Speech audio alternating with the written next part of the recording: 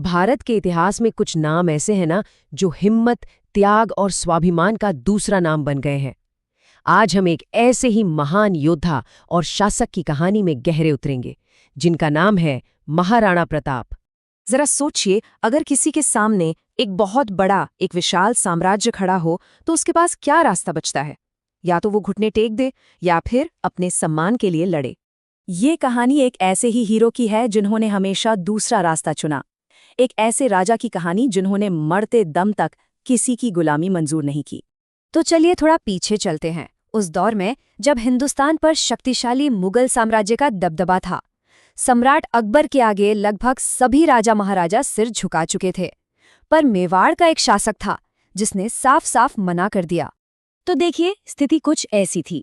एक तरफ था मेवाड़, राजस्थान का एक छोटा सा लेकिन अपनी आज़ादी के लिए जान देने वाला राज्य, और दूसरी तरफ अकबर का विशाल मुगल साम्राज्य जो पूरे हिंदुस्तान पर कब्जा करना चाहता था। मतलब ये चुनौती छोटी मोटी नहीं थी, ये असाधारण थी। तो सवाल ये उठता है कि प्रताप में ये हिम्मत, ये अड़िग रहने का जज्बा आया कहाँ से? इसका जवाब ना उनके बचपन और उनकी परवरिश में छिपा है, जिसने उनके किरदार को फौलाद जैसा बना दिया। उनकी कहानी शुरू होती है 9 मई 1540 से, जब उनका जन्म कुंभलगढ़ के किले में हुआ।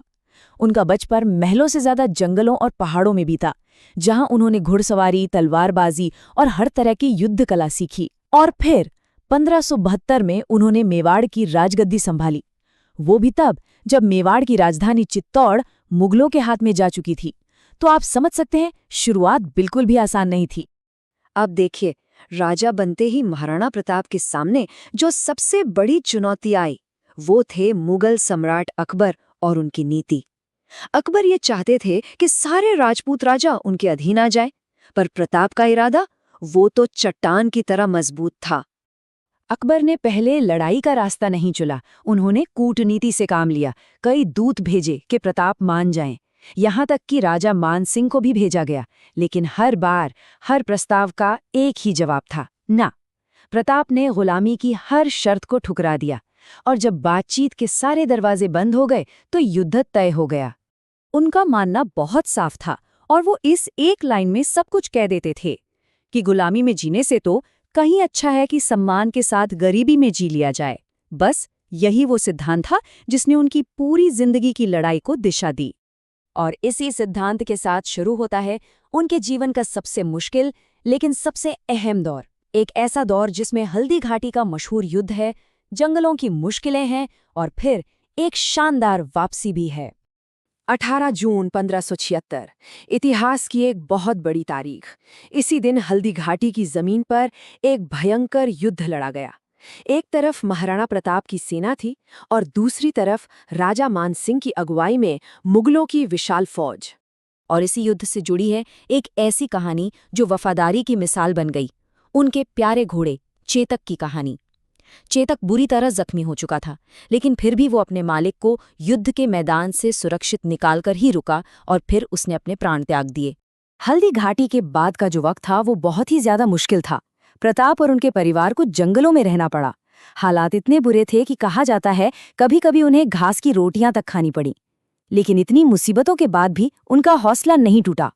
जब लग रहा था कि अब शायद सब कुछ खत्म हो जाएगा, तभी उम्मीद के किरण बनकर आए उनके मंत्री भामाशाह। उन्होंने अपनी जिंदगी भर की कमाई, अपनी सारी दौलत महाराणा प्रताप के कदमों में रख दी, ताकि वो फिर से अपनी सेना तैयार कर सकें। ये त्याग सच में बेमिसाल था। अब इस दौलत से प्रताप ने सिर्फ सेना नहीं बनाई, उन्होंने लड़ाई का पूरा तरीका ही बदल दिया।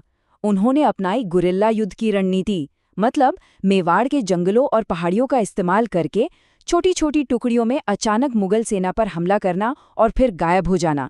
इस छापामार युद्ध ने मुगलों की उस बड़ी और भारी भरकम सेना को बहुत परेशान किया और प्रताप को बड़ी कामयाबी दिलाई। ये संघर्ष सालों साल चला, और आखिरकार महाराणा प्रताप ने वो कर दिखाया जिसे लोग नामुमकिन मानते थे। वो आज़ादी का एक ऐसा प्रतीक बन गए जिनकी विरासत आज भी जिंदा है।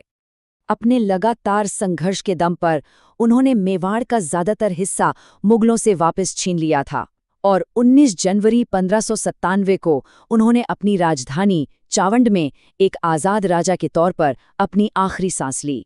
तो अगर हम उनकी पूरी जिंदगी का सार देखें तो वो 4 चीजों पर टिका है। स्वाभिमान, जिसने उन्हें कभी किसी के आगे झुकने नहीं दिया। साहस, जिसने उन्हें एक विशाल साम्राज्य से टकराने की हिम्मत दी। देशभक्ति, जिसके लिए उन्होंने अपना सब कुछ दांव पर लगा दिया। और त्याग, जो उन्होंने अपनी आज़ादी और सम्मान के लिए किया। उनकी कहानी से जो सबसे बड़ी सीख मिलती है वो ये है कि हालात चाहे कितने भी खराब क्यों ना हो जाएं, मुश्किलें कितनी भी बड़ी क्यों ना हो, इंसान को अपने सिद्धांतों और अपने आत्मसम्मान से कभी समझौता नहीं करना चाहिए। और जाते जाते महाराणा प्रताप की ये कहानी हमारे सामने एक बड़ा सवाल छोड़ जाती है। क्या वाकई एक इंसान का मजबूत इरादा इतिहास का रुख बदल सकता है?